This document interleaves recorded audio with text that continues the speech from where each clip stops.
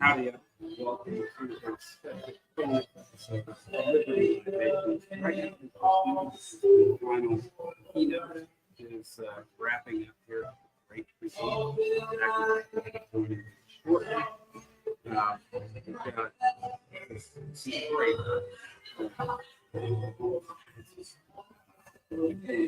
some great you can see what they're doing here at Great Create. What they're looking forward to.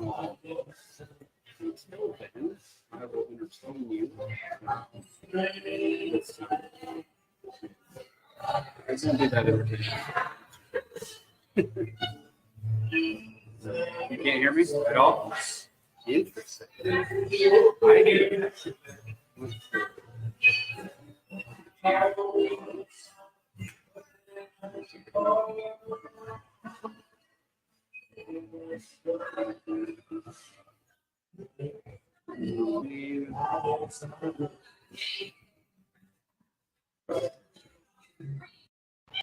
How about now? Is that better? Can you hear me now? Steve, can you hear me better?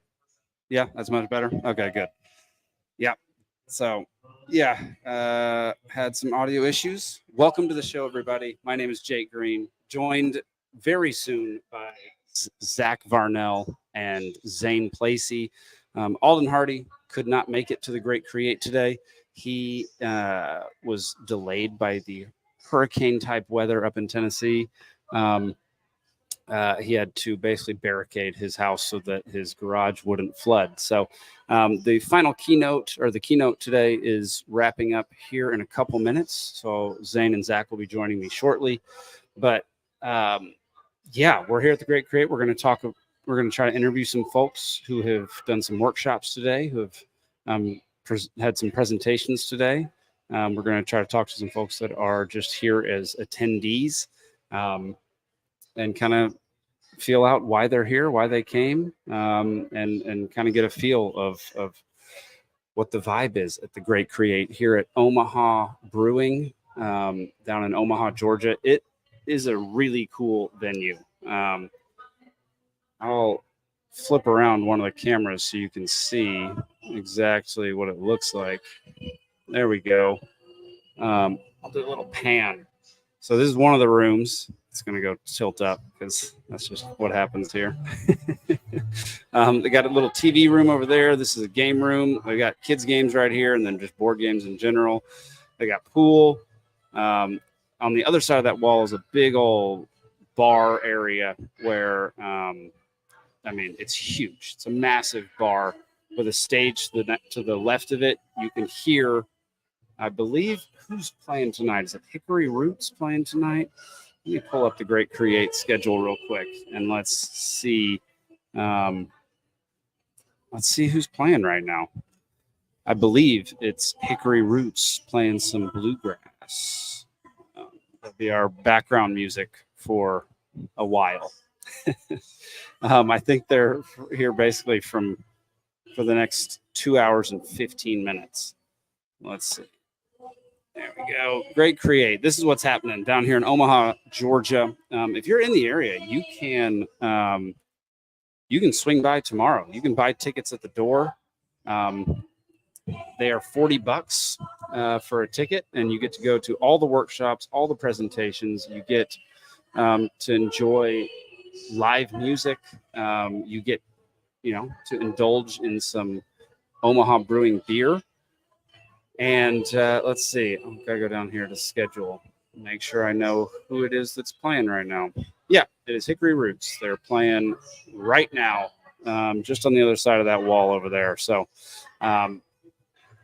they're. If you don't know who they are, go look them up on iTunes or Spotify or whatever, because they are a delightful band. They've got some very Liberty-themed music that's extremely enjoyable. And, so that's basically what's happening right now, and it's been interesting. So many people said this weekend was going to not happen because of the hurricane. 2 days ago, I said, what's going to actually happen is that the hurricane is going to break up right around the coast.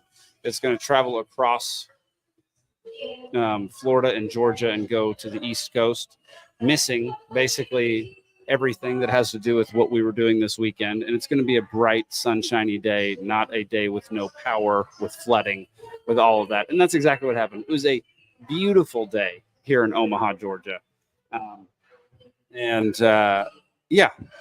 It is exactly.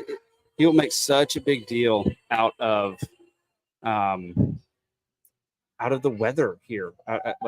Everybody just thought it was going to be a disaster of a weekend, that it was going to just cost a lot of people time, money, destroy buildings. Power was going to go out. That is just not at all what happened. And it was there were some places that flooded a lot. But one thing I noticed was, me and my wife were watching some news footage of folks being evacuated from their house in Atlanta, and the anchors were talking about how it was this incredibly traumatic event, that these people had to flee their house, had to be carted off in a boat. And then you get the video footage of it, and the water goes up to maybe their knees, maybe halfway up their shins. And the boat is just a little dinghy that the other people are walking around with. They're just pushing it from place to place rather than actually driving it anywhere. And one thing that me and my wife both agreed on at that point was that just collectively in general as a country, I think we are completely unprepared for any type of actual disaster, any type of actual hardship that we might face in the future. I think we are just laughably unprepared as a whole. Obviously, there are exceptions to that rule. I think a lot of libertarians are exceptions to that rule, because we generally tend to be far more self-sufficient, not trust systems, and try to do things for ourselves. And so it's I just found it to be a very sad state of affairs that, like, a slight flooding with water you could walk through was considered a life-changingly dramatic, traumatic, terrible event. Obviously, it's horrible that their house was flooded, and that's going to cause a lot of damage and cause a lot of pain, and be problematic into the future, especially here in Georgia with mold, and water remediation is not easy whatsoever.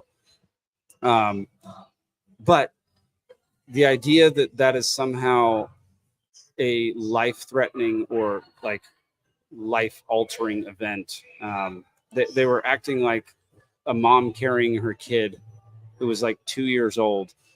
That kid was going to be traumatized for the rest of their life because their house flooded and they had to walk out in the water. That kind of stuff drives me nuts. It's just like news sensationalism. It's people. We talked about this last night a little bit, actually, about living in fear, and like everything's just based on fear these days.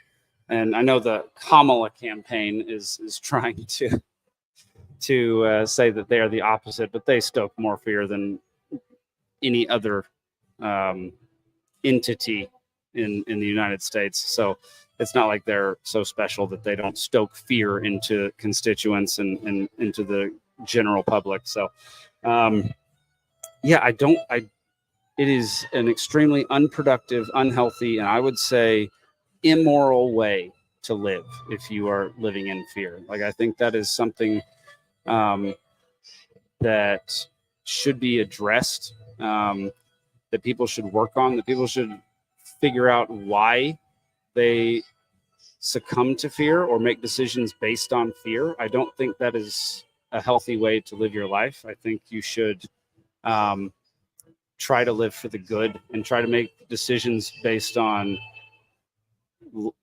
good things, based on logic, based on hope and happiness and your future, and not based on the fear of what might happen, because you can mitigate many bad things, and not everything will be hugely hugely negatively impactful for you. I hate the idea of living in fear. I have never liked it. Too many people do it, and right along something that goes right along with that is trying to live a safe life. Safety. That's kind of what we trade for our freedoms is safety. As a country, especially, we'll trade. If someone says, "Oh, this will make us safer," we tend to trade away some freedoms in order to be safe. But at a certain point in time, that safety no longer, it dissipates, it goes away, because what you are left with is somebody who controls the majority of your life, and then they can do whatever they want. And then if that power goes from one person that you love, or at least can tolerate, to somebody that you find terrifying and awful and does horrible things, well, there's nothing you can do about it at that point, because you already gave away all your freedoms. You already gave away everything that allowed you to live as a self-reliant human being. And that's a really important thing to hold on to. James Dutton, one of the keynote speaker for today, James Dutton, he's a lawyer in Georgia. He's talking about this exact thing right now. He's talking about asserting your rights. He's talking about whatever rights you don't assert, you will lose. You will lose those rights forever. There's no getting them back. He said he made some interesting observations. One of which was, it used to be illegal for dogs to sniff your bags at airports or sniff your car at a traffic stop. But because the cops wanted to do it, and law enforcement wanted to do it, and judges wanted it to happen, and all the investigators and the attorneys and all that wanted that to happen, no one stood up. Not enough people stood up against that you can't have privacy of your own smell. Like, you can't even have that kind of privacy. You have to allow a dog to come in and sniff your clothes, sniff your bags, sniff your car.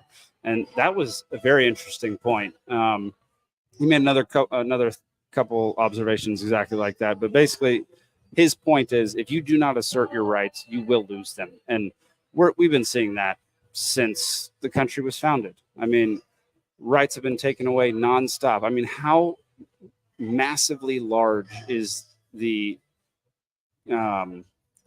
just like our book of laws, like our laws, statutes, ordinances, codes, all this crap that no free person would ever say they could live under. But we voluntarily live under it. And most of us, a lot of people embrace many of these rules and laws and ordinances, but still call ourselves free. And there's something really sad about that we've been deluded into believing that somehow we're a free country, we're free people, when we have laws that, for instance, in Colorado, you can't collect rainwater in a bucket in your front yard. How is that free? The farmers, quote unquote, own the rain in Colorado. That's not freedom. That's not freedom whatsoever. There are so many. Oh, Mr. Zane Placie, you going to join me? I've already started. We are live. Let me get your camera up and running. Can't have you over here talking to yourself. Put on some headphones and grab that mic. All right. Can you hear? Oh, yeah. I can't even believe that this is so fancy. It's so fancy, it's almost man. Like my opinion actually is good. Dude, this is the most complicated setup I've ever had for any type of show. So it's weird because I want to look at you, but the camera's over here. So. Oh, you can look at me. When we're talking, you can look at me. Like, that's no big deal. I was just talking about how's James. So I was talking about like the premise of Dutton's speech. Can you give us a brief overview of what I left after about 5 minutes? Can you give us a brief overview of what he talked about? Yeah, so it's all about, when you're interacting with police officers, knowing essentially all of the things that you don't have to tell them. If you get pulled over for speeding, then the cop will come over and be like, where were you going? Do you know how fast you were going? Do you mind if I search your car? And the answer to that can always be, under the Fifth Amendment, respectfully, officer, I'm not answering that. Because, James Dutton was pointing out, every time you answer a police officer's question, they have been trained to find ways to ask you questions and interpret what you tell them back in ways that will hurt you and incriminate you and make it seem like you're guilty of all these things that you're actually innocent of. So whenever you talk to the police, especially without a lawyer present, it can only ever hurt you. It can never be used to help you in any way. So it's essentially just always make sure to not answer, to respectfully answer the police's questions, not answer them. Because if you're a jerk, then the police are the people with the gun. So it's generally a good idea to do what the person with the gun is telling you to do, but don't volunteer any information. Whatever they tell you to do, just keep saying, I don't consent to this, because then if it does go to court for whatever reason, then the cop will look like an idiot and not you. Yeah, that is very fair. Yeah. Before you showed up, I was talking about how he mentioned it in the show, and I was equating this to some of the things that have happened the past couple of days. But basically, yeah, we don't assert our rights, and we've lost them little by little ever since the country was founded. And now we have pages and pages and pages and pages of laws and ordinances and things that no free person would ever say that they live by if they were truly free. But somehow we've been deluded into thinking that we are free, even though, like, in Colorado, you can't collect rainwater in your own front yard. Well, it's all these things that just accumulate because it's not worth any individual's time to get so worked up about it until it's too late and they're now being persecuted for some really stupid reason, like collecting rainwater. First they came for the rainwater collectors, but I did nothing because I was not collecting my rainwater. It's that sort of mentality that is understandable because nobody has time to look at each new law and regulation. And a lot of times it's not even an actual law. It's just the police do something that they shouldn't. And then the courts are like, well, they kind of agreed to it, or they didn't protest it, or blah, blah, blah. And then it becomes, so it's actually okay that they did that. And then that becomes precedent. Oh, it's okay for the police to do this because this one time some random guy didn't realize that the police weren't allowed to do that. Yeah. So yeah. No, I mean, you're totally right. It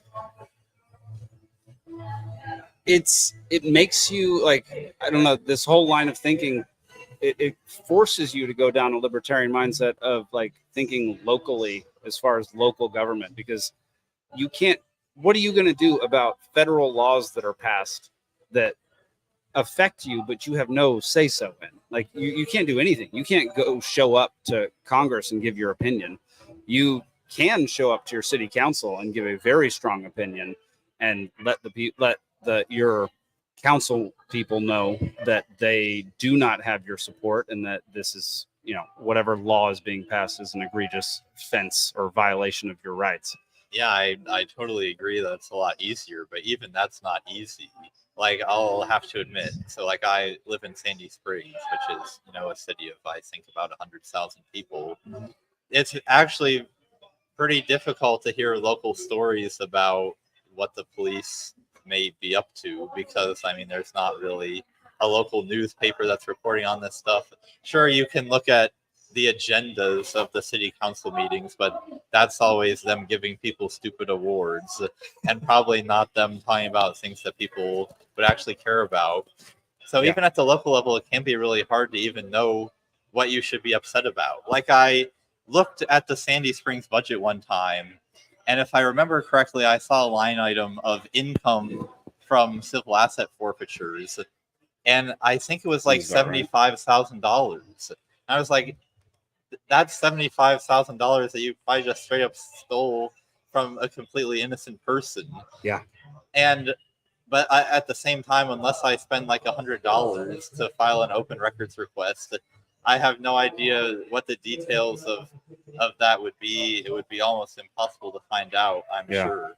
And then am I gonna like show up to a city council meeting to complain about a civil asset forfeiture that took place 18 months ago that they're not gonna do?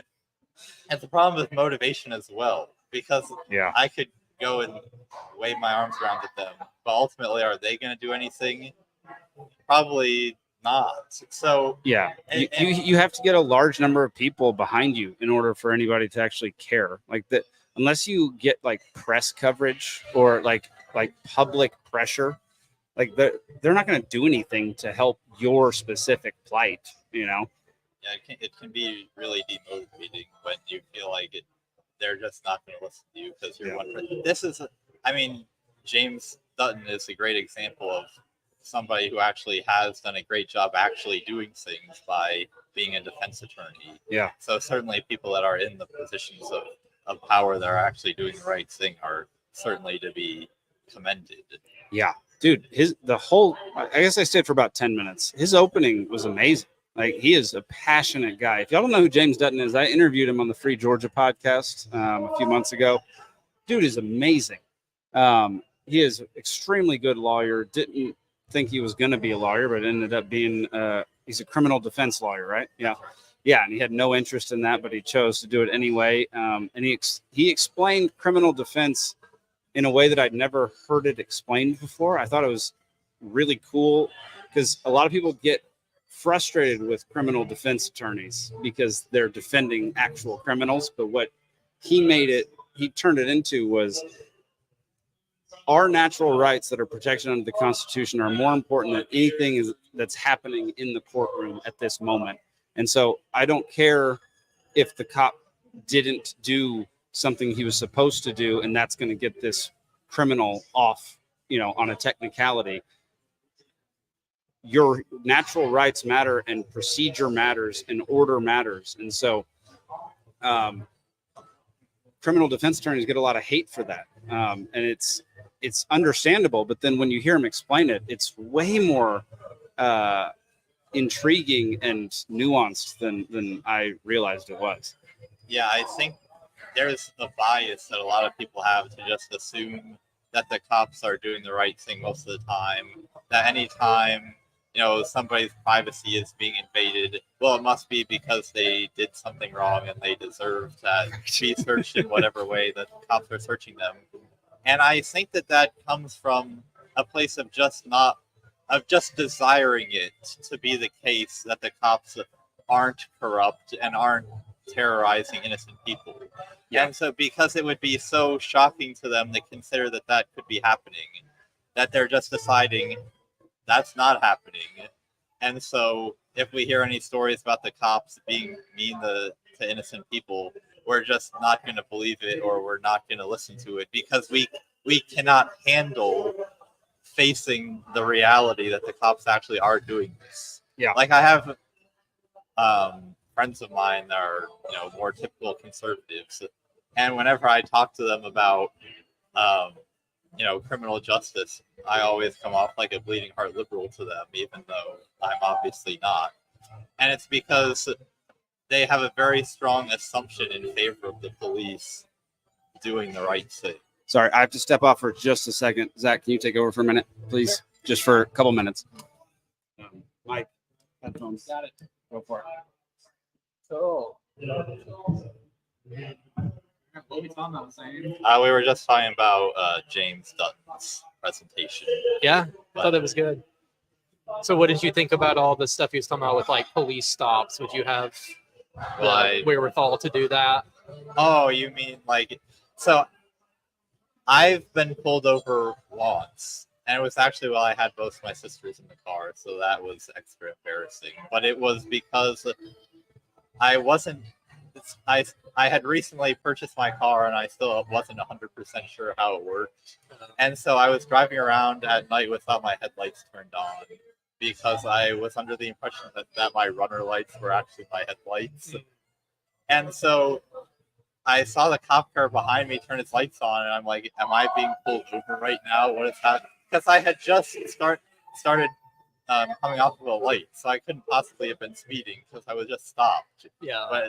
But then the cop was actually like, your headlights aren't turned on. So fortunately, he gave me a warning and not an actual ticket. But Yeah. So I can't remember if he asked me any actual questions. I think at that point I was so flustered that I couldn't have answered any of his questions, although not because I was purposely not answering them. Yeah. I think he was like, "Do you know how to turn your headlights on?" And then I accidentally turned my windshield wipers on. So, Yeah, he was talking about how the law in Georgia is you have to present your license, and that doesn't necessarily mean you have to hand it to them. So people brought up the idea, or people have done it where it's like you just put it on the window. It's like, oh, here it is. You can look at it through the window. I probably wouldn't go that far because the last thing I want to do is instigate some kind of thing with the cop where the cop can be like, "Oh, well, he was not obeying my orders." Well, I think and James' main point was follow all the orders, but don't say every time they ask you a question, say respectfully, "Sir, I'm not going to answer that." Yeah. Because there's nothing they can do about it. And if they tell you to step out of the car, or if they start searching your car, obviously they're the ones with the gun. They're going to make you get out and they're going to search if that's what they're going to do. But just say, "I don't consent to this." Yeah. I can tell you when I was in college, I did do the license on the window thing. And one time it worked perfectly well. Although it was probably KSU cops. So the guy was like, just get out of here, you scamp, basically. And then the second time I did it was county cops, and they were very angry, yelling at me, asking what drugs I was on, and threatening to break my window. So I did fold on that one. And I'm like, that one's not for me. I'm not doing that again. I'll prefer the method of roll the window down, give them a license, and just don't incriminate yourself.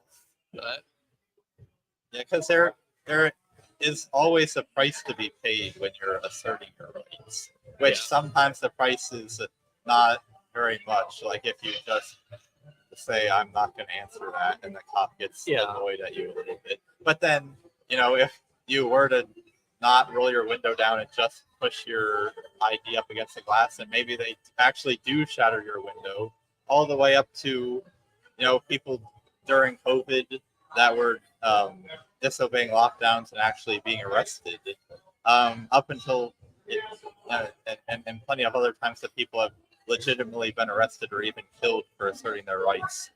And I think each person needs to make a decision about how far they'd be willing to go in any certain circumstance.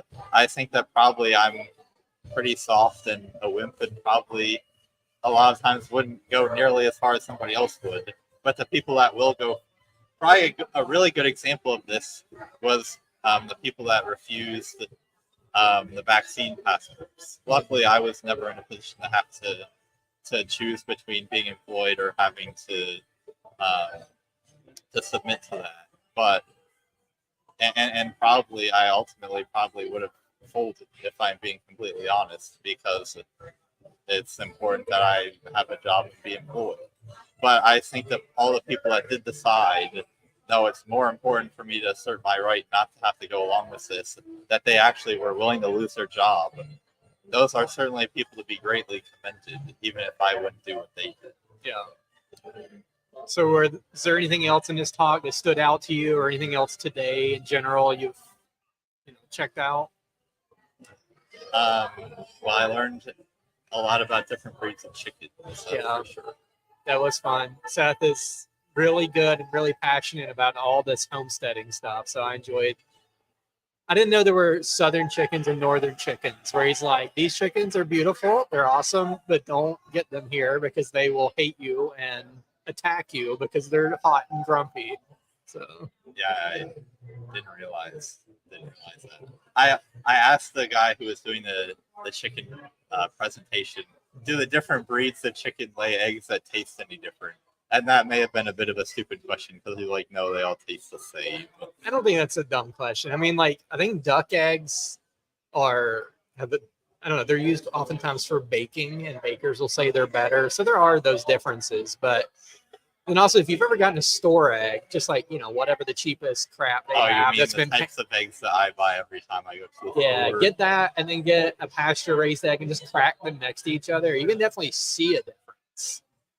I don't know. Maybe you could tell a difference between like really bad quality and then the pasture raised quality, but yeah, I don't know. It's just two different chickens are pooping them out. Probably not going to taste anything different. Yeah, this is something I've been thinking about more. Not so much growing my own food, because we all know I'm way too incompetent for that. But putting forth more effort in like buying higher quality food. And it's kind of hard because a lot of the time they'll put like a farmhouse on the packaging and claim, oh, this is so great, locally produced, but actually it's just they're getting you with the branding and it's not actually any different. Yeah, he talked about that during his presentation where it's like, this is cage free, and cage free is like standing in a crowd at Bonnaroo or something. It's like, all right, I'm not in a cage right now, but I feel pretty claustrophobic, and that's the same way I guess the chickens are. They're just packed in there. And then he said free range, and then it's like, okay, free range basically means they're in like I guess a slightly bigger barn or something with fewer chickens. So really, you got to look for pasture raised if you want the ones that are actually out there eating bugs and jumping up on fence posts or whatever they do. Yeah, and ultimately, I guess like the best way of doing it is what everybody says: know your farm, which is something I've definitely got to work on if I want to pursue that, because it's not gonna. It all comes down to convenience, and I'll be the first to admit that I like things that are convenient, and probably am buying not the best quality food that I could be because of that.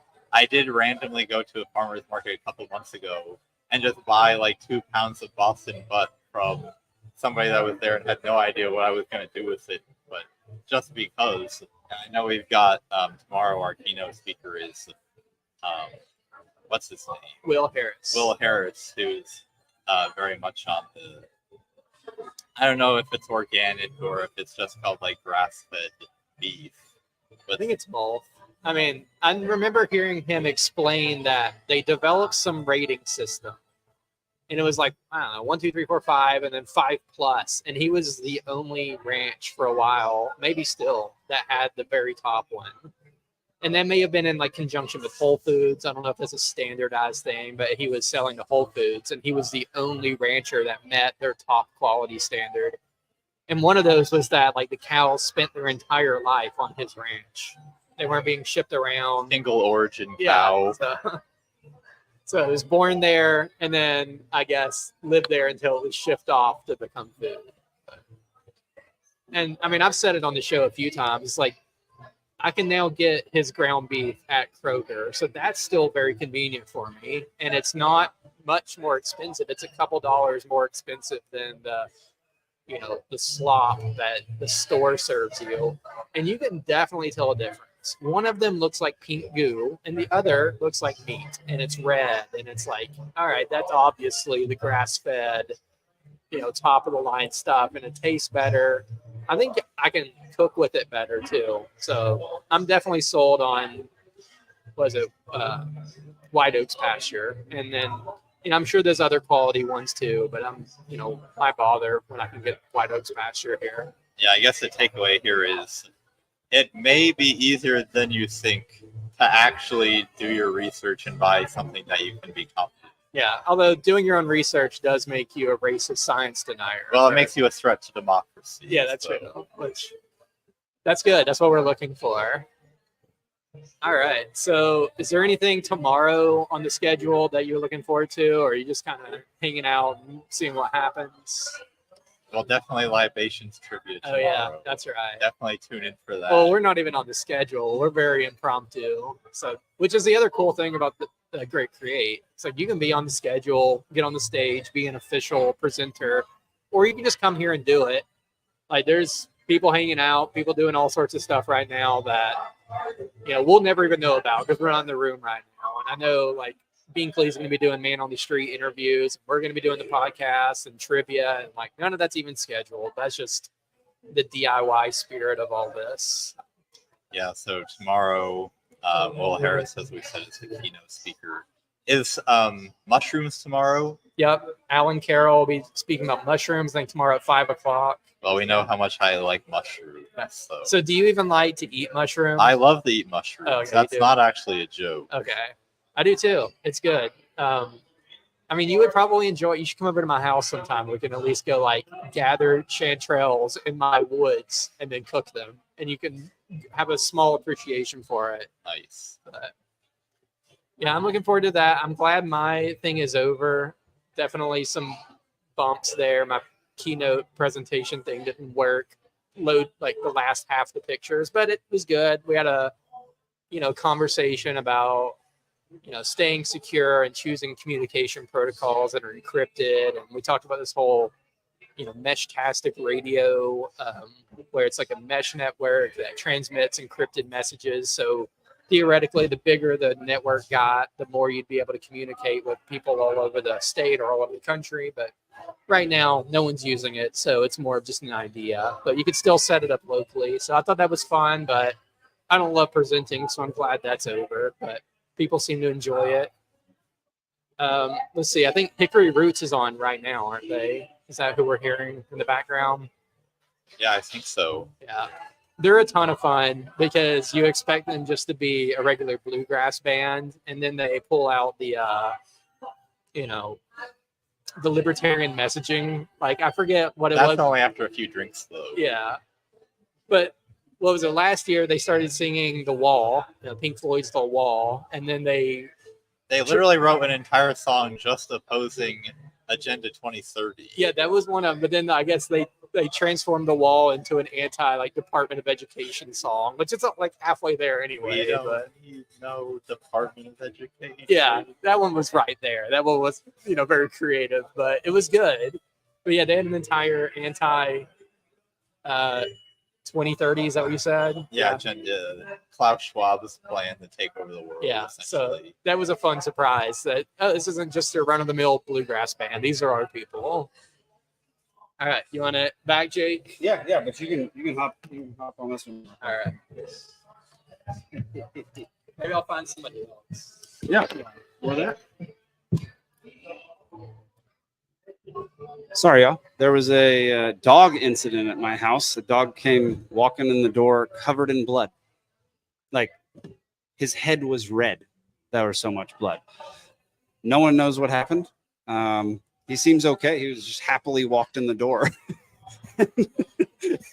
and like went up to the door wagging his tail, and he just has a cut on his face that won't stop bleeding. So you must be Rick Harrison's gold and silver pawn shop, because you never know what is going to come through that door.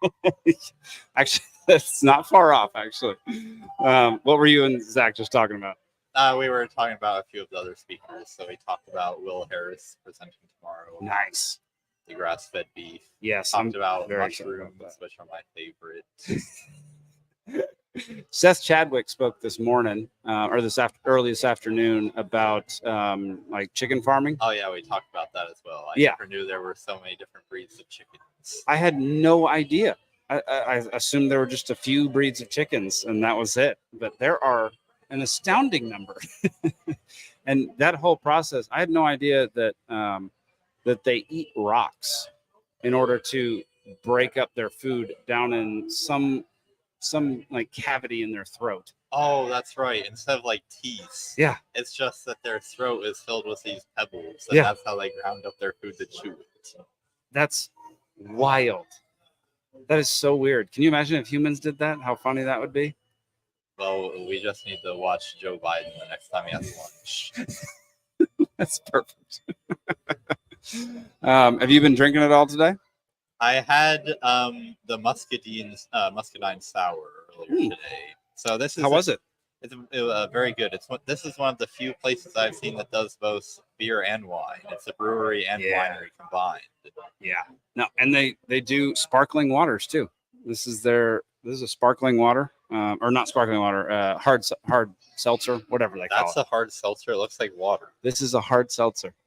This is a strawberry lemonade hard seltzer that they make. Wow. It's amazing. It's amazing. I needed something cool and refreshing, not a heavy beer. And so, James Dutton, you want to come on for a little bit? Come on. Zane, scoot over. James can sit right there. Give him the big mic, and you hold that one. All right. James, welcome to Liberty Libations. It is our late night show where we talk about politics, culture, all sorts of stuff. Little bluegrass music in the background. Little bluegrass music in the background tonight. Yeah. I was only able to stick around for about 10 minutes of your speech tonight, but I was telling Zane, I thought you described a defense attorney in a way I'd never heard before.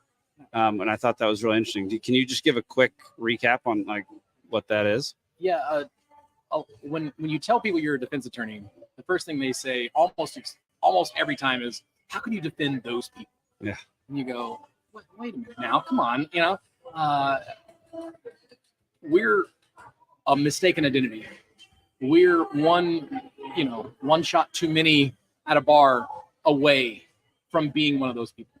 Mm. We're being in the wrong place at the wrong time away from being one of those people ourselves. And if I'm ever falsely accused of a crime, I hope there's somebody there who believes me, whose job it is to defend me. Yeah. But it's more than that, right? A lot of people think that the Constitution gives us all these rights and protections. It doesn't. God gave us those rights. The Constitution enshrines them and protects us from the government taking those rights from us. Mm-hmm. And in a courtroom, those officers aren't going to say, you know what, we did this wrong. We'll go ahead and dismiss this case. The judge, it's not his job to go, hey, wait a minute, I think you guys did this wrong. And it's certainly not the prosecutor's job, although I wish more of them would go, hey, officers, you guys did this wrong. This guy accused of murder or whatever, sorry, he has to walk because you didn't uphold his constitutional rights. And those constitutional rights are more important than whatever charge that they're facing. It's the defense attorney's job to stand there and go, I'm so sorry, but these God-given and constitutionally protected rights are more important than this drug charge, are more important than this ag assault. They're more important than this murder. But it's murder. Yet millions of people have died to protect and ensure that we get to keep those rights. And their deaths all become totally in vain if you trample over somebody's rights. And if one of us has our rights trampled, all of us have our rights trampled. The only rights that we as a people have are the rights that we assert. And unfortunately, for better or worse, it's the defense attorney's job to assert those rights in the courtroom. But it's far too often seen as an obstacle from the police. Oh, these defense attorneys, they're letting these bad guys. Hey, I didn't make a mistake. Hey, I didn't trample this guy's rights. You did. Right. You know, like you're trained. Look at all these hours of training and all these classes that you went to. I haven't gone to those classes. You should have known better than I do how to make sure that the law is upheld. You didn't swear an oath to go and arrest bad guys. You swore an oath to protect and defend the Constitution. Right. And if you abuse that Constitution to make sure even someone who should be in jail because they're a bad guy, then you're breaking your oath. Your oath is to the Constitution, to protect it. And to have those millions of men and women that died to defend it not died in vain. And it's the defense attorney's job to assert. I mean, I know that sounds grand, and I know that, oh, well, of course the defense attorney is going to say that. But at the end of the day, no one else in that courtroom is going to go, oh, sorry, you didn't get a warrant. This guy walks. Yeah. That's my job. And like in the movies, y'all are portrayed horribly. Right. It's all Better Call Saul. Like, Yeah. oh, you bait and switch tricks. You're all working with the mob.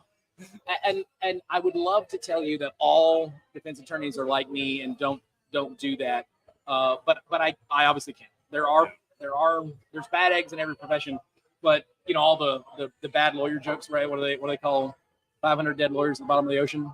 A good start. You know, like look, those are there for a reason. But for every bad lawyer in a courtroom, there's at least two others in there going, I can't believe this guy's doing this. Yeah. And people come to me and they'll say, hey man, look, we're gonna get to it. I got a friend who's gonna say he was driving the car. It wasn't me drunk. And I go, here's your car, do a different attorney. Like I don't do that. And it takes more people with the personal fortitude to turn down the thousands you're being offered by this client. Hey, I'll retain you, and it's this, you know, no thank you. I'm not gonna do it. So how do we get to the point where more people are doing that? Because that seems completely lost today. People want that cat. They want more pay, you know, all that kind of stuff. So I can tell you the means by which we search for that. I can't tell you the exact answer. Okay. My first degree was in economics, and my first love was economics, and I was going to be a professor in economics. That was my jam. And if I learned nothing else from being the top econ student in the state 2 years running, it's people respond to incentives. Good Got a incentives budding Austrian over. and bad. Yes, absolutely, right? Milton Friedman's my guy. There we go. So, but Friendship is going to bud right here. people respond to incentives. So if people aren't doing the right thing, then the incentives are misaligned, right? Like, then there's not enough of a negative incentive to do this, or not enough of a positive incentive to do. So if you can figure out, okay, we need to call people out for doing this. We need to make ethics violations at the bar more serious. And ethics isn't just, well, I lied or withheld evidence, but like, being a shyster should be but I mean, how many, on the way here to this convention, how many billboards did you pass for lawyers? There's a wild incentive to just get clients. Yeah. And there's too big of an incentive to be a shyster. Right. And there's not enough a negative incentive. Again, I think the overwhelming majority of attorneys feel like I do. I think the overwhelming majority of judges and prosecutors.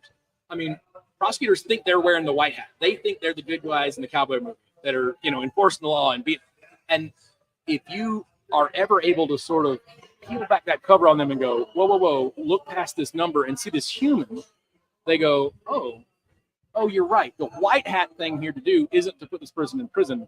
It's to get him into rehab or to get him to mental health or to get, you see what I'm saying? Like, yeah, if you can make it, unveil that for them and unpack that for them, then you don't have to go to trial. You don't have to risk life. Instead, it's actually, we can just help this guy and prison's not going to help him.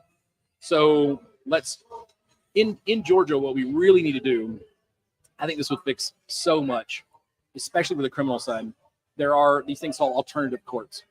So like a drug court or mental health court or veterans court, DUI courts.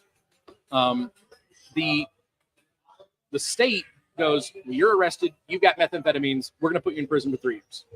That's what happens. Unless somebody jumps on that train and goes, whoa, that's not going to help anybody. And it's going to cost us how much a year to keep this person incarcerated? How much to prosecute him? How many days of there's so much involved in this.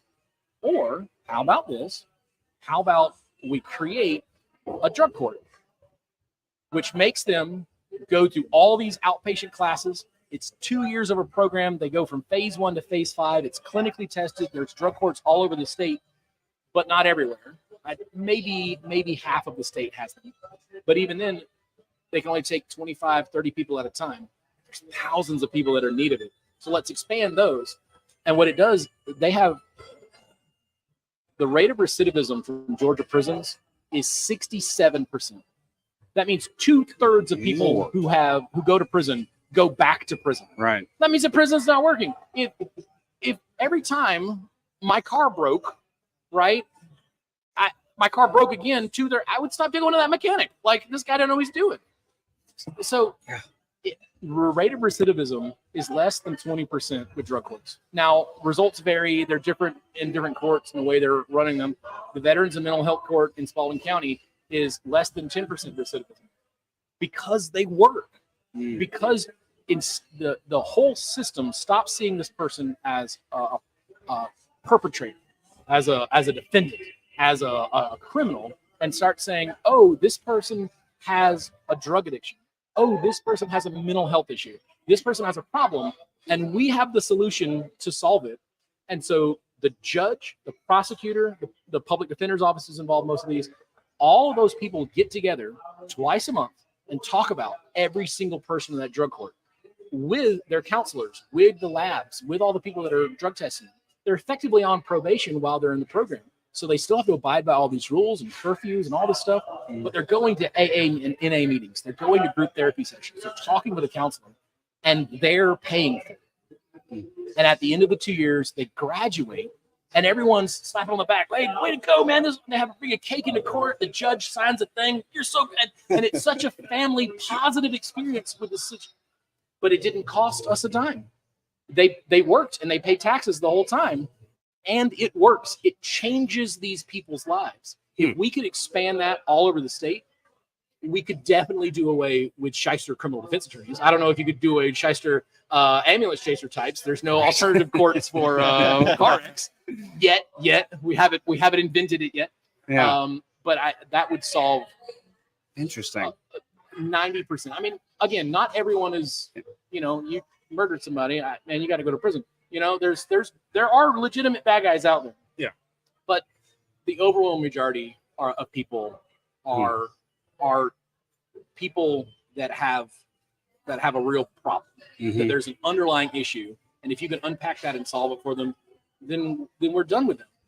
In my office, I always say I hate repeat business because that means I didn't fix your problem the first time. I should have got you with whatever care, whatever help that you needed, so that you didn't come back. Now, again, my wife says maybe you, instead of driving the used Toyota, you could drive that BMW if you had more repeat business. But it's worth it more to me to have somebody after 2 years, 3 years come back and say, Mr. Dutton, you saved my life. Thank you for giving me my life back. I had no idea how deep I had dug myself. I had no idea how in control of my life these drugs were, this alcohol was, this mental health was. But now I've got it all straightened out, and it's your fault. Thank you. That's worth more than that beaver. Not to mention that you're going to be very happy when in a few years when they shut down all the new BMWs that you still have your old Toyota. That's right. You got to get a subscription for the seat warmer or something. Exactly. Like, what planet is what? What marketing guy thought that was a good idea? Hey guys, how about we charge? Horrendous. You have to pay extra for the airbag. It's Everyone else just dies. warming plus. Warming plus. Weird. There we go. So weird. Zane, do you have a response to that? Yeah. So first of all, it costs the taxpayer more to have somebody in prison than it would to put them up in a nice hotel. Yes. So it doesn't surprise me that there are much more cost-effective ways of handling this. And I completely agree that just on the whole, I think that we have if our justice system moves more into a compensatory or I'm forgetting the exact word for it, but focusing whatever the penalty is more on restoring what the victim was, rehabilitation, whatever wrong was committed, and then doing what if you throw a drug addict in prison, that's just going to make them an even worse criminal than they were before. The use of drugs, there's a higher per capita rate of drug use in prisons than out. The government can't even keep drugs out of prisons. Right?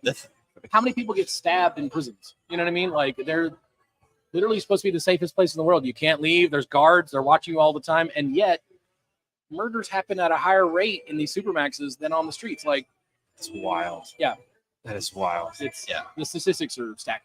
Yeah. I also wanted to go back to a bit. You were talking about kind of prosecutors' conception of themselves, them thinking of themselves as kind of the white knight coming in and putting the bad guys away. And it was reminding me of a very impactful story that you told during your presentation of a Cambodian woman who was pulled over by the cops for absolutely no reason. And they found dim tagline. Dim. A dim tagline. Yeah. Wow. She was pulled over because she was brown and had a Florida tag. Let's put the cards on the table. That's why she was pulled over. Wow. Dim tag. I've been in the car with a brown person with a Florida tag that got pulled over, and they said it's because I couldn't read your tag. Yeah. Well, I'm sorry that your eyesight is bad. Maybe this is the wrong job for you. I don't like your tag reader did the automated machine that's on your dashboard that illegally scans every single one of them and isn't probable cause. But if you follow me long enough, you're going to see me wiggle, and that's your probable cause. What they're pulling folks over on 75 for now is following too close. Following too close is the ticket that they write you when you hit someone from behind. You know what I mean? Like, that means you were following too close. But technically, if in the officer's opinion, you could have hit this person had you needed to slam on brakes, you're following too close. So now I'm going to do it. That reminds me of the referee call in college football. I think it was University of Maryland back in like the 90s, where it was giving him the business. Giving him the business. My favorite call. That was it was supposed to be like roughing the passer or something. He just said giving him the business. He was doing something he shouldn't have been doing, and now all y'all know it. So we saw it. But it's that same thing. Yeah, so this lady, she was pulled over absolutely no reason, and the cops just stole, aka civil asset forfeiture.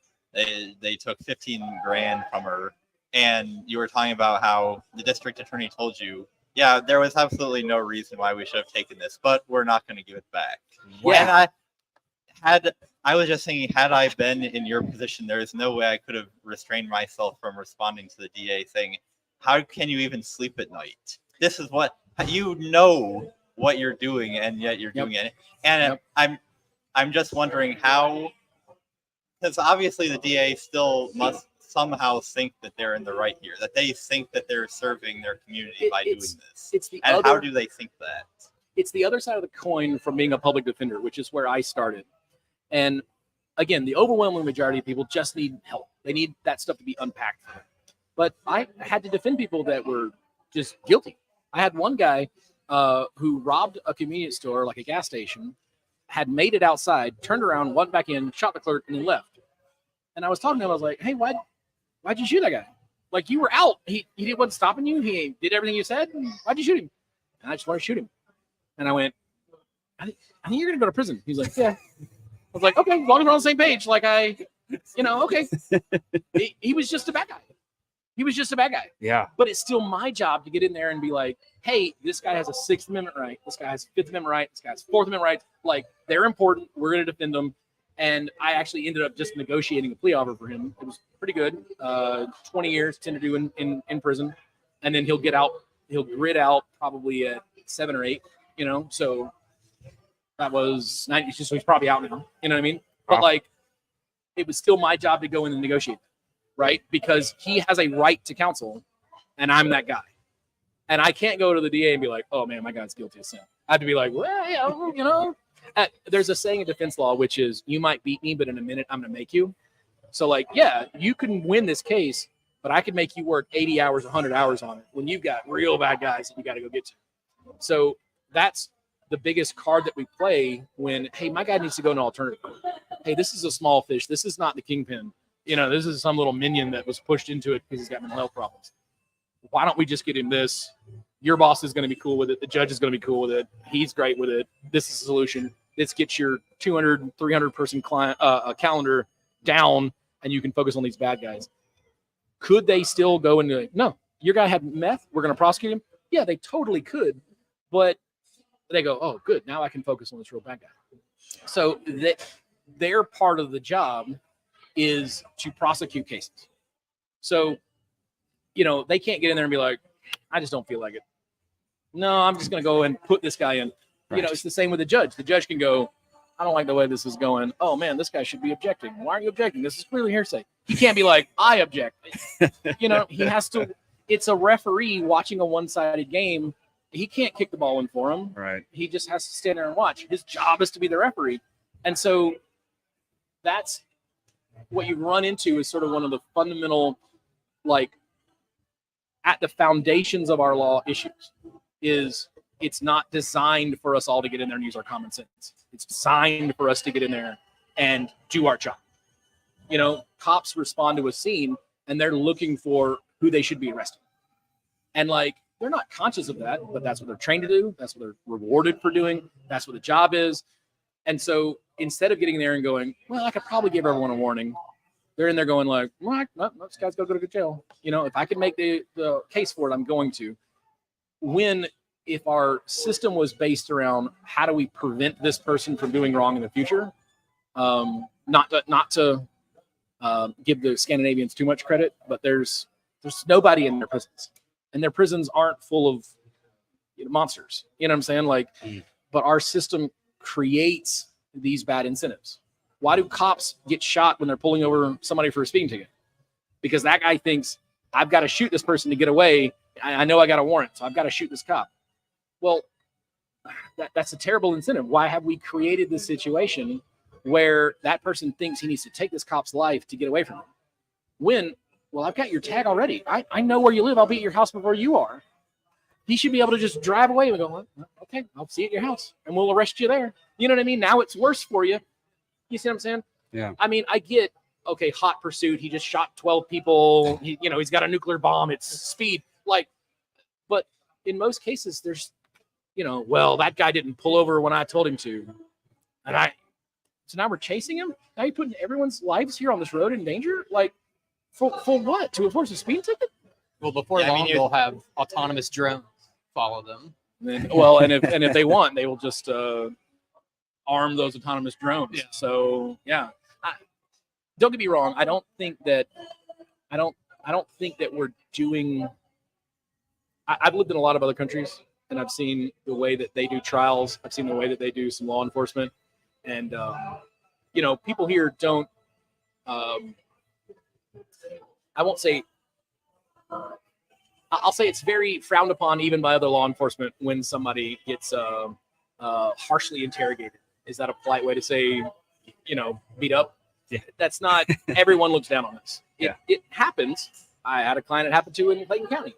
But, then that sheriff went to federal prison. So good on him. That said, that's not even frowned on in some parts of even Europe, first world countries. You don't tell the Italian cops what they want to hear, like, they're going to give you a hard time, and it's not going to be them yelling at you. But you go to South America, and it's, we know you're guilty. Sign this, or you're going to keep losing teeth until we make you sign it. You know what I mean? Like it's the same with a lot of other issues. We're miles ahead of our everyone else. I think we have still a long way to go. You know what I mean? I was present at a murder trial in the Bahamas, which uses the British system. The prosecutors sit in front of the judge. Here, we sit at two tables that are equal distance from the judge. We're kind of, two sides. The prosecutor sits in the front. Behind them sit the defense attorneys. And then behind them sits the client in a wooden cage. And the jury's in the room going, oh, the guy in the cage. Yeah, that guy did it. You know what I mean?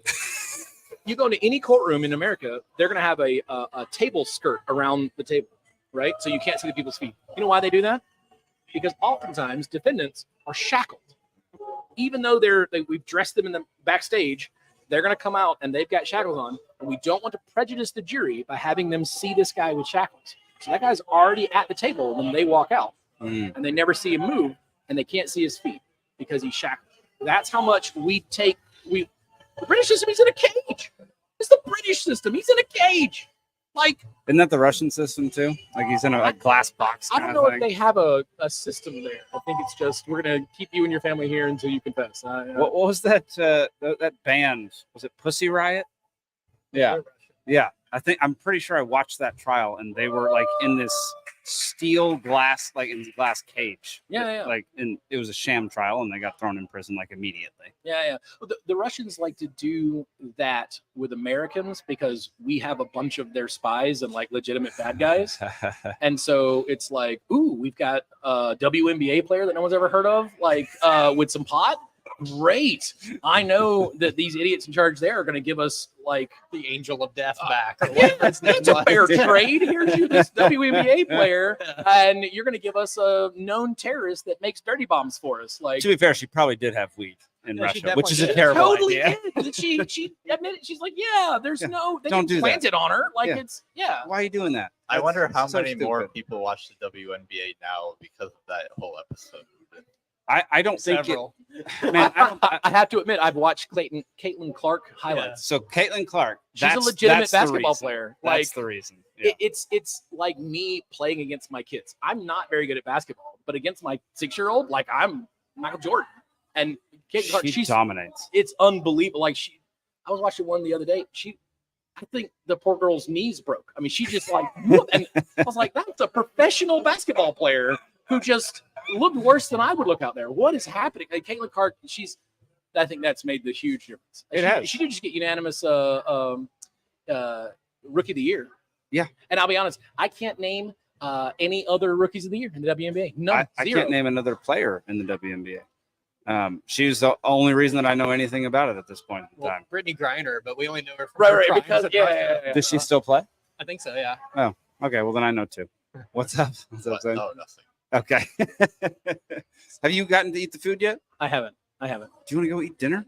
I can. Yeah. Look, thanks for having me on. Yeah, man. I would love to come Go back eat some anytime. food. The food is amazing. So definitely go eat the food. I'm excited. We got a bluegrass band. This is a cool thing. I'm I not- hope more people show up and come out, and we have to go to bigger and bigger venues every year. This is a Heck cool. yeah. This is a cool event. We're very happy to be here. We're happy that it's lasted for a second year, Yep. second festival. Yeah, it's a great time, and I think it has a great message and a lot of really good speakers. And I like coming out of it with more skills than what I came into it with, and more knowledge. So I certainly did.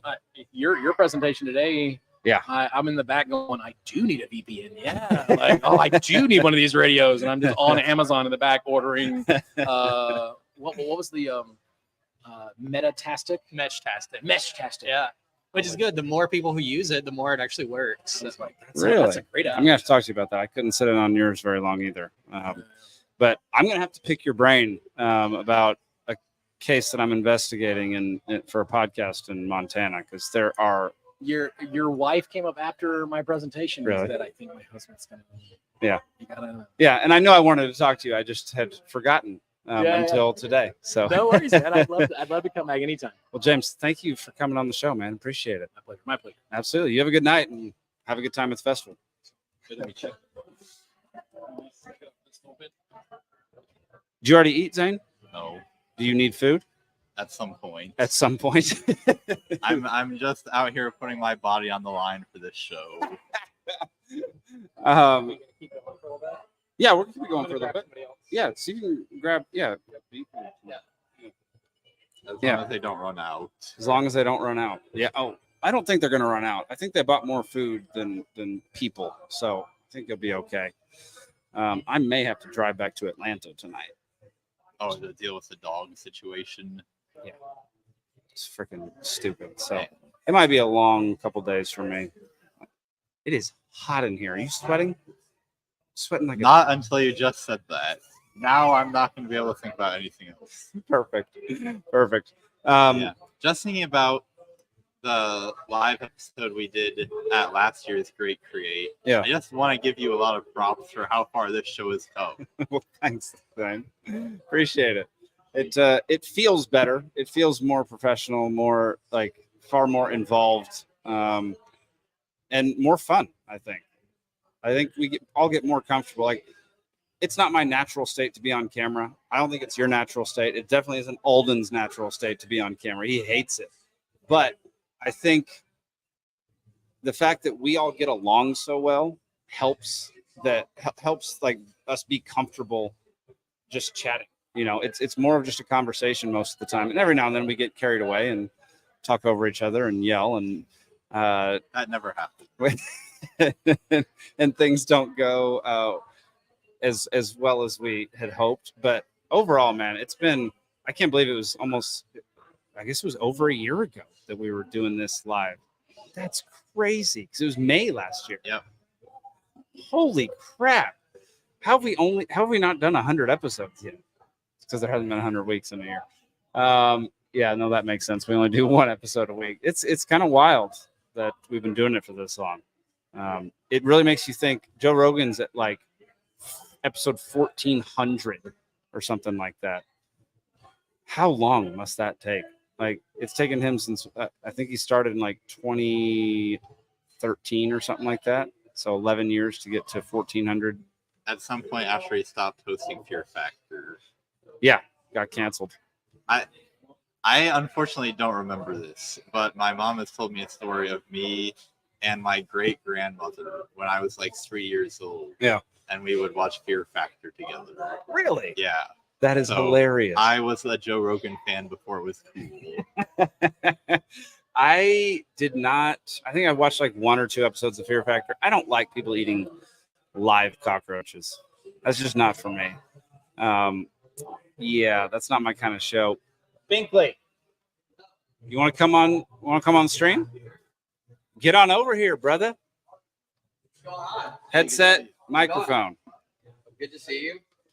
You too, man. Welcome to the show. Once you get your headset on. Is this a camera? What's that? Oh, You're being surveilled. It's a Is it a light or a camera? It's definitely a light. There we go. Yeah, you can technically unplug your mic if you want to, but those don't hold charge very well. That's pretty good. Well, man, your talk today, I got come in for the last 20 minutes or so, and I've heard you talk about standing up for yourself and knowing what you can do in medical situations before. Yeah. Yeah. How was the talk for you? And did you? It felt good. So that's something that I've been wanting to do for a while. I want to articulate and tell that story in a way that the lessons that I learned and that what my parents did, which is extraordinary. Mm-hmm. I've thought about it, and it's probably, it's a weird way to describe it, but probably something that's never really been done before in that way, with how relentless they were and how people have done things they were told they can't do. But this was like systematic, and I don't care what you tell me. I'm going to keep every single day getting up, and we're going to be proactive. We're going to work with people who work with us, and we're going to find ways and find people who share the goals that we share. And the negativity or the closed-mindedness, it just bounced right off of them. And I mean, my dad was a machine in the way he organized all of this. And every day he's calling somebody, he's setting up appointments. My mom, every medication she was given, she asked what it is, because she had that background. So they were so thorough in everything that they do. Yeah. And it was extraordinary to watch.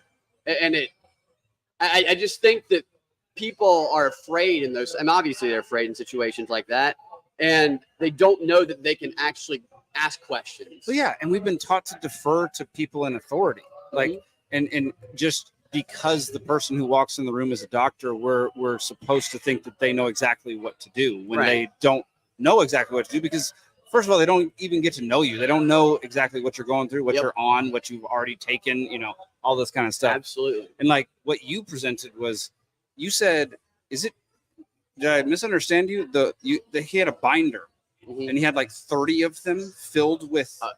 At least. Dude, okay, so for those who don't know, notes every single day. Yeah, his dad took meticulous notes on the medications that his mom was on, and like her reactions to them, and what other medications. The sheet he brought in, presented to doctors, presented the historical background, presented the symptoms leading up to it, what the scenario was around every communication hole that exists within the healthcare system.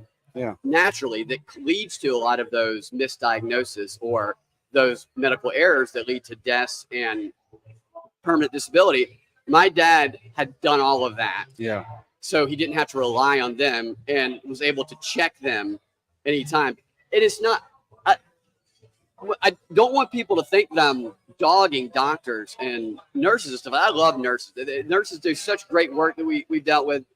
Most of them, there's going to be some bad apples here and there, but doctors are useful and helpful until they give up on you.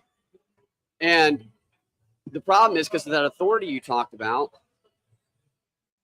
a lot of people, when they're given up on, they give up on themselves. Yeah. And they don't realize that the way my dad talked about it, you find all these things when people die that you can tell what really motivated them and helped keep them centered. And that photo I showed of it was the bird holding the frog, said, "Don't ever give up." I found so many of those, because that was something that really connected to him. And you could see that in him and my mom. Every day they fought, they continued to fight. And attitude, he had all of these things posted on his desk, because after, when he'd get my mom into bed, he'd go into his office and he'd write down what they did today, and he'd write down what they need to do tomorrow. He was a machine. And he had, eat right, laugh, those things just to remind himself, because it was very difficult for them. No kidding. At times. There's a learning curve for stuff like that when people become caretakers out of the blue. I remember when my mom first got sick. There's less than 500 people that had this. They had diagnosed with PCD, paraneoplastic cerebral degeneration, in the world. And so who's going to help you? You have no answer. Nobody knows anything about it. The mistake that doctors make is to project the idea that because they don't know anything about it, there's nothing that can be known about it. There's always things that can be known about it. There's always parallel things that people are researching that can transfer over, that then further the development of that research, and then more people who have it identified. And you can be a leader in that when you get something. The rare disease, like not, I don't want to say movement, but there's a rare disease forums online. If you know anybody has a rare disease and they don't think they have anybody they can relate to or go to, look up rare disease discussion forums. And I didn't know this at the time. My dad didn't know this at the time. But there's a lot of resources available online that help you ask questions and find answers where you didn't realize you could, like clinical trials and stuff like that. But when it first happened to my parents, I remember being at their house upstairs, and I spoke about these spasms that my mom would have. So, not to get too technical, but peroneoplastic cerebral degeneration, I can never say that word. What it does is your body has a microscopic cancer, and your immune system, it attacks that cancer and often kills it. But in the process, it kills what's called Brzezinski cells in your brain. And the Brzezinski cells are, if you move your arm up or you move your leg, that unconscious communication that tells your arm to move when you just move is what those cells do. It's that communication channel. And when you take all those away, there's nothing connecting. You can think you want to move your arm, but your arm doesn't get the message. So it's almost, you lose control of your limbs, but like a quadriplegic would, but you still feel pain in your limbs, and you develop these spasms where your body just randomly will tense up like a board. And when you would have to transfer somebody with that condition, you had to be ready, because at any moment their body could tense up in like a full body cramp. And when that first happened to them, I mean, who learns about it? You don't go to 5th or 6th grade and go, one day your wife might lose the ability to, you don't learn. You have to learn that on the go. And so I remember them trying to acclimate to just everyday basic, putting your shirt on, putting your shoes on, and it being so challenging and difficult for them. And it's a situation that makes it very easy to give up, and nobody would blame anybody who did because of the challenge. But why I want to get better at communicating what I was doing today. This was the first time I'd done it, in front of people like that. And I appreciate you guys letting me do it. Heck yeah, man. But I just feel like there's a lot of inspiration that can be taken from them. When my parents died, there were a number of their therapists who showed up at the funerals, and just the way they talked about them, you could see it in their eyes. Like they had, like, it was like they were so grateful to have gotten to work with them, that it makes me go, man, I wish I hadn't missed some of these, because like to see the way other people were affected by the work that they put in. And it's a serious thing, and it can be very difficult, but it's part of my personality, obviously, is my mom was a great personality. She laughs all the time. My dad laughs. My mom, we could understand what she was saying. If you didn't know her, it would be difficult. I remember I had introduced her to a girlfriend of mine years ago, and we were over at their house, and we were sitting there on the couch next to her, and my mom's telling us something, and my girlfriend's going, what, and I know exactly what she's saying, and I'm just like, mom, and my mom knows that I know what she's saying, and so she's like laughing, and so she keeps saying it, and my girlfriend, what, and my mom finally was able to articulate. She goes, make sure you use condoms. My God, Mom. That's a great mom right there. That's fantastic. Dude, I would never have guessed this is your first time like giving a talk on. Yeah. Well, other than on the podcast. Yeah. But this is something that, I mean, we were touching on at the beginning. Like, people don't know how to do this, and people don't know that they can do it. And that it's actually okay, and that they should be a squeaky wheel when it comes to their health, or the health of a loved one. And so, I don't know, the way that your parents did it with all the documentation and all like the dedication, non-stop. My mic keeps going in and out. Like nonstop, relentless work. How do you? Is that something that's teachable? Like, because that is an extremely incredible skill. I have a friend who I go on a road trip with 5 of my best friends every year, and he will plan. I'll be the one to plan the general trip, and then he'll send us an itinerary with every minute accounted for. Yeah. I'm like, how do you friggin' do this? 1 and 2, I'm not going to abide by any of this time. So shut up and destroy this. So like, is that a teachable thing, or is that something where you could have like a company be formed that could advocate on your behalf if you have no idea how to do that? There are patient advocates. Nurses do that, and there are companies that do that. This act of doing the things that my dad and my mom did are definitely teachable and repeatable. Yeah. It's the attitude that you're going to continue fighting, and every day you're going to get up and you have the list of what you need to do, of the problems you need to work on, we need to talk to somebody today about the neck brace on the wheelchair to make her more comfortable. So we're going to contact this person. If they can't help us, find out who they can help us with. We have 3 therapy sessions scheduled. We have speech therapy. When we don't have the therapy, we're going to do this stuff. And my mom was 100%, she was in on it. They were constantly working. So the acts of doing these things that can be done, that's self-starting and very libertarian type mentality in that. Mm-hmm. That attitude of, I don't care what you say or the doom that you prognosticate on me.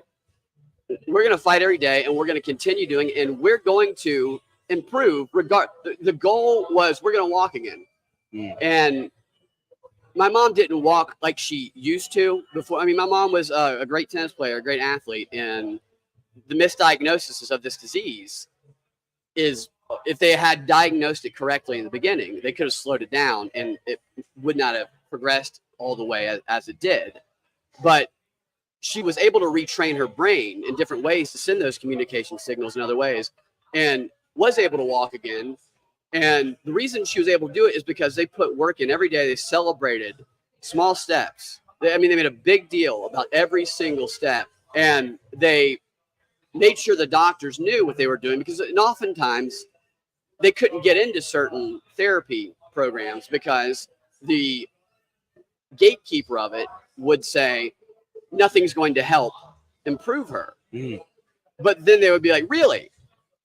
6 weeks later, look what we just did that you said we couldn't do. And they go, right. Okay, you're in the program.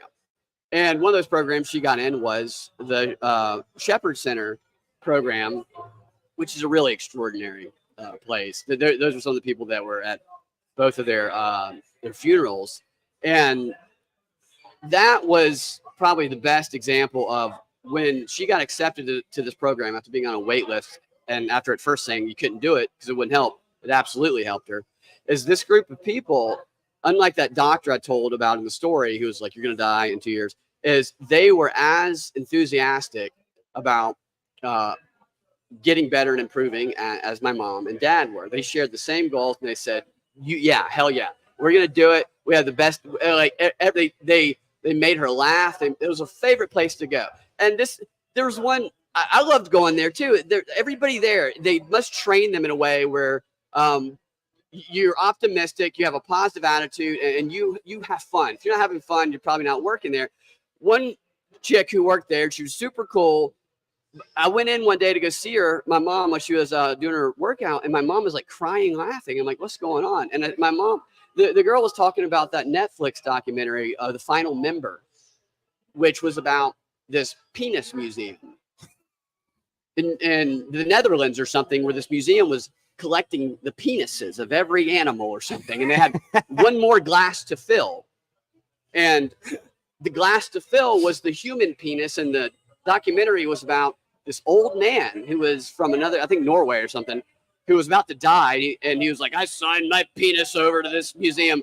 But there was an American who wasn't damn going to let some foreign dick be in that glass, who was like he was going to cut his dong off, and his was going to be in there, and it was about this fight about, who could cut their penis off. And this girl was telling my parents about how ridiculous while doing their exercise and stuff, this documentary was, and she was so funny about it, but it was so like, it was a very conscious thing. It was very, I'm going to make sure they have a good time. And that's another thing that a lot of healthcare providers, not on purpose, they don't do that because they learned the nuts and bolts of it and stuff like that. But this other stuff is so important but my mom would get up every day and go to that.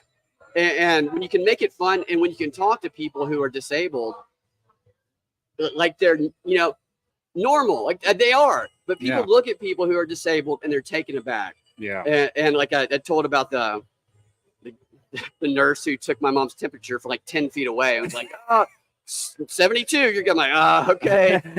Glad you're doing the COVID protocol.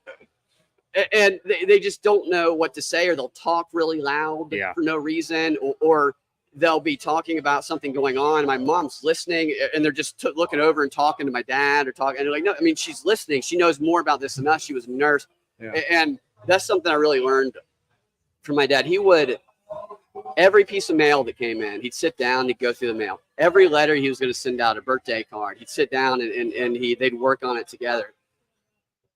It was just like they were teenagers. They met when they were teenagers, and they were in love and sharing life together.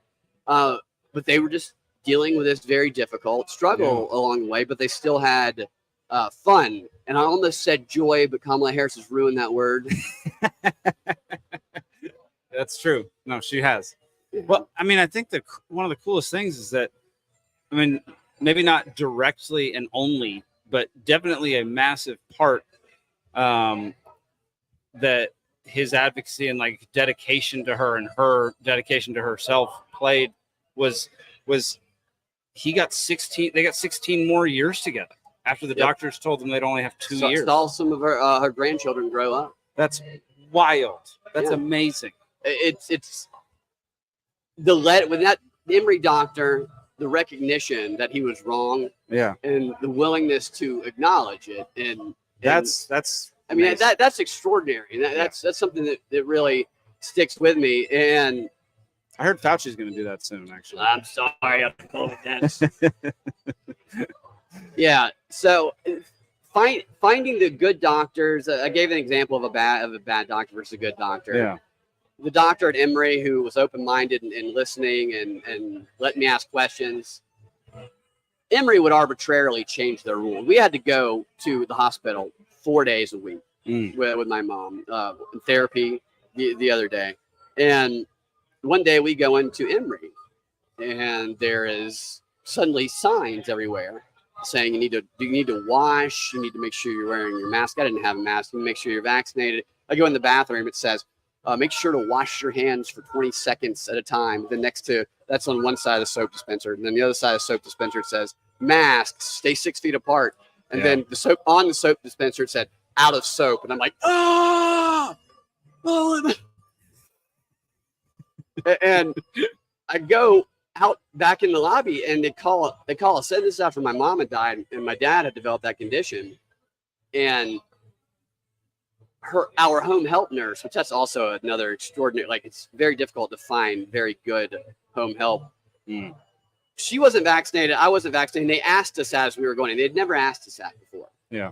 And I never lied about it. I said, no, I'm not. And Priscilla, she said, no, I'm not. And the people working the front door, they would not let us in.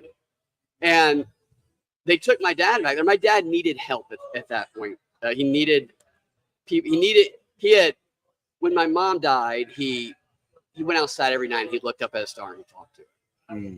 And it was very, and he had a stroke in 2019 just because he worked himself so hard. And what's extraordinary about that is he had a stroke in 2019 and he fought through the physical therapy and got himself back to just about 100%, specifically because he was committed to getting back to being my mom's primary caretaker.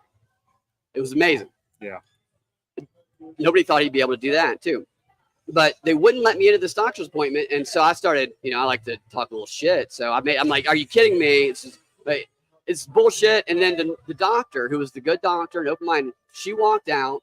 And this is Emory. I mean, she'd get in trouble for doing this. Yeah. And she said, come here. And she walked me in through everybody. Wow. And I was like, that's really cool. Yeah. And that gives me confidence that there are good people like to say, oh, the healthcare system sucks. Of course it does. But there's a lot of good people in it too. Oh, absolutely. You can't just throw everybody out with one system or one organization. Like there are going to be people who are doing their best and believe in what they're doing and are doing the right thing. Yeah.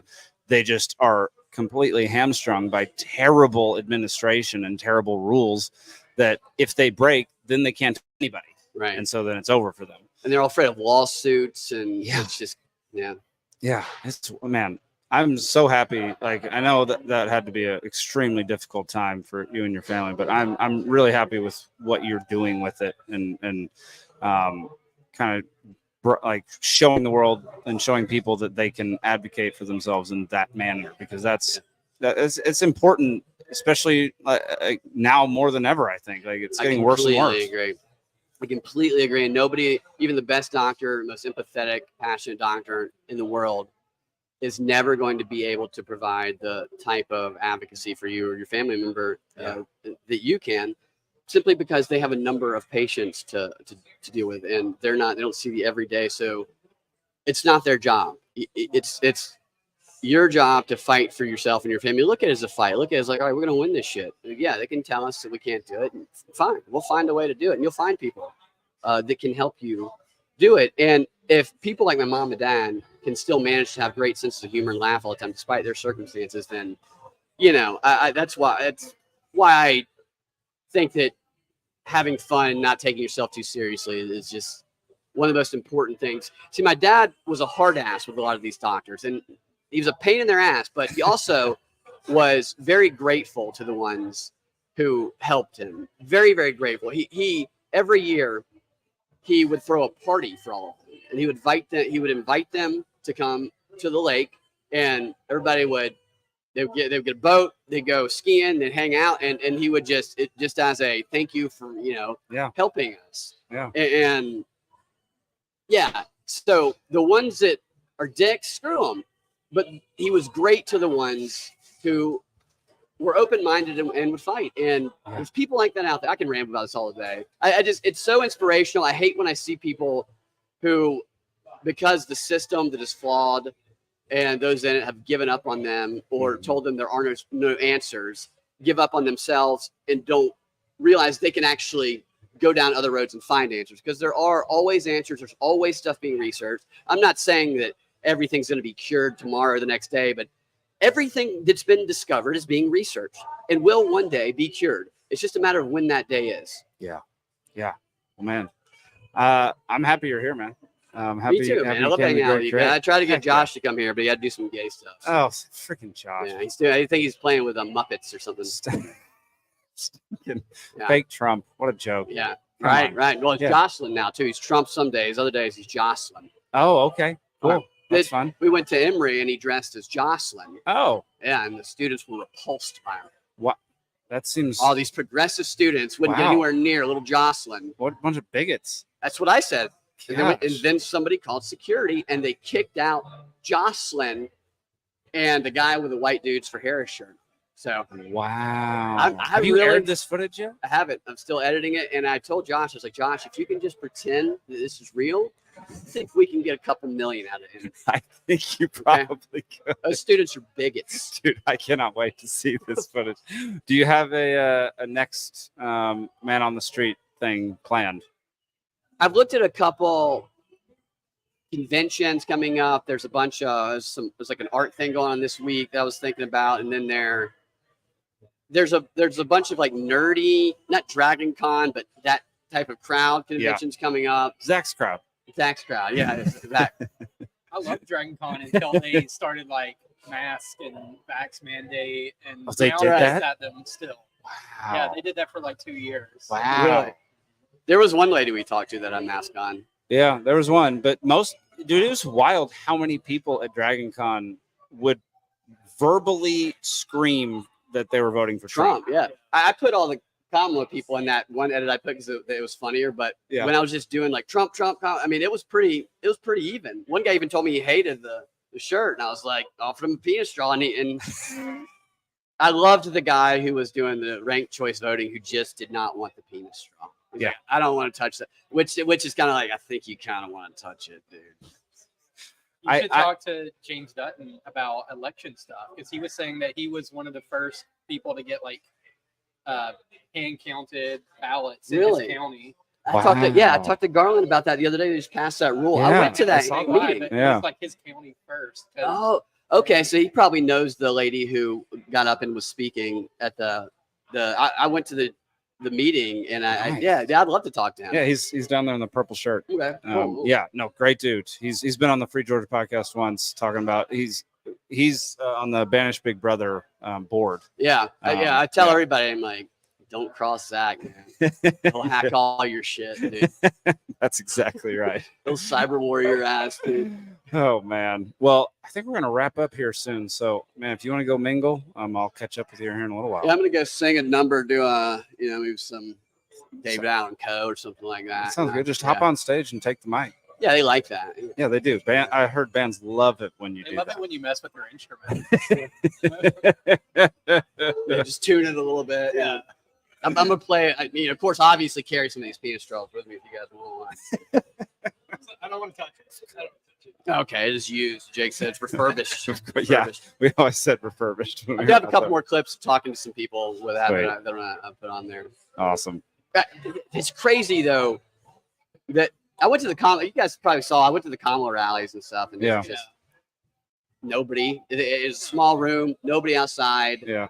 And I don't care either way. It's just like they're so obviously lying to us. Well, they came out and said like 90% of people who had been to a Kamala rally had been to another one. So it's all the same people. I asked some of the people how they found out about it, and they didn't want to tell me.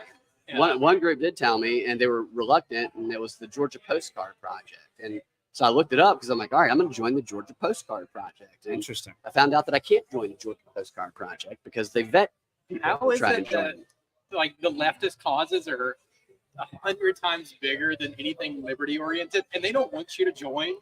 They don't even want I know. You to they already have enough people who they can it's control. Like when we were out on the street and like Antifa people were there, it's like their message is to yell in your ear.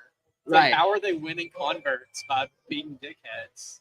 It's astounding what is going on in politics. Organized around hate pretty strongly. Yeah, that's what we were talking about earlier. Hate and fear, when her whole thing is supposedly joy, but she's literally all about hate and fear. And did you see the new White Dudes for Harris ad? No, there's another one. They just did a $10 million ad buy for White Dudes for $10 million to push. Is Nick Offerman the spokesperson? So they go, this new grassroots efforts, but, and then you go to the White Dudes. It's Nick Offerman. It's the guy who played Rudy. It's some other fucking Sean Astin. Some fat whale of an actor guy. It's a bunch of people who it's like, oh, I don't want to be around any of those people. And I feel sorry for guys who are white who want to vote for Kamala, but who just don't want to be so gay about it. Like, guys, shut up. Okay, you're gonna push me away. Dude, it is one of the more disappointing things of my life that Nick Offerman is the way he is in real life after playing Ron Swanson. He wrote the song too.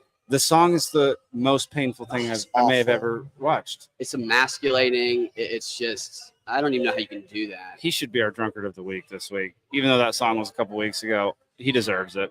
I really do. Like, I kind of agree with Ann Coulter in this one. It's like, just shut up and sing. Like, I don't want you to have a political opinion. Right. Yeah. I want you to be a blank canvas that I like. And someone said that the other day. Some like big celebrity came out and said, I think it was Pharrell came out and said, why the fuck are all y'all giving your opinions? Shut up. Yeah. No one asked. Like, what really annoyed me recently is like Haley Williams of Paramore. And I've loved Paramore forever. Oh, screaming into the camera. She comes up, and it turns out she's delivering a scripted speech. Yep. Oh yeah, right. I saw that. Holding right below the camera. Like, thing, and I'm just like, it ruins it. It just ruins everything that's good by doing that. Yeah. Oh, it's horrifying. Like that script, because it was because somebody was filming it from the side, And you Yeah. could see that somebody just holding the piece of paper right below the So camera. what's the paycheck she got? That's why she Yeah. did it. Oh, it's Like, massive. if it really paycheck. meant that much to her, she would be able to rattle it off the dome. Yes, 100%. And They- it wouldn't be a yeah. prepared. It wouldn't take so long. Like F Trump can be said in 2 words. Yeah. You don't need to Right. have a whole speech about Project 2025.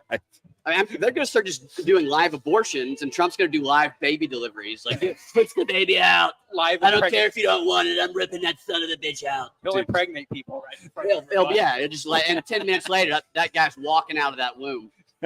You get the Stick whole speech circle on. of life on Yeah. TV. I got an army of barons. Barron's actually 3 years old. Look at them, future presidents. Trump as an OBGYN is maybe one of the funniest things. We could have had an actual OBGYN, Ron Paul, but We could have. Yes, we we could have. weren't ready for that yet. He's also just not funny in that way. Yeah. It's not the same. Like I want Ron Paul for completely different reasons. Yeah. Is Rand Paul an OBGYN too? No, he's No. an optometrist. Yeah. What? Gonna go with Yeah. eyes? Yeah. He just cures people's blindness. Yeah. What an Yeah. idiot. He's not a podiatrist. That's, stay away from him. Proctologist. It's a Tim Walsh is a podiatrist guy. Yeah. He He sucks looks on like toes. you. Yeah, right. 100%. He's got a feet account. That's for Is sure. this the right treatment? Why are you in a thong?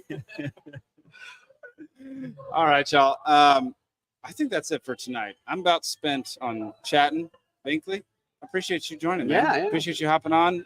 Y'all, Propaganda Report, Freedom Act Radio on X. Go follow him because it's a great show. How many nights a week? Generally every night a week, right? Yeah, usually 4, minimum 5. Yeah. Try to do 5 a week.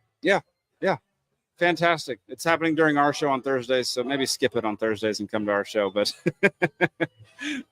yeah, we're going to wrap there, everybody. Thank y'all for tuning in.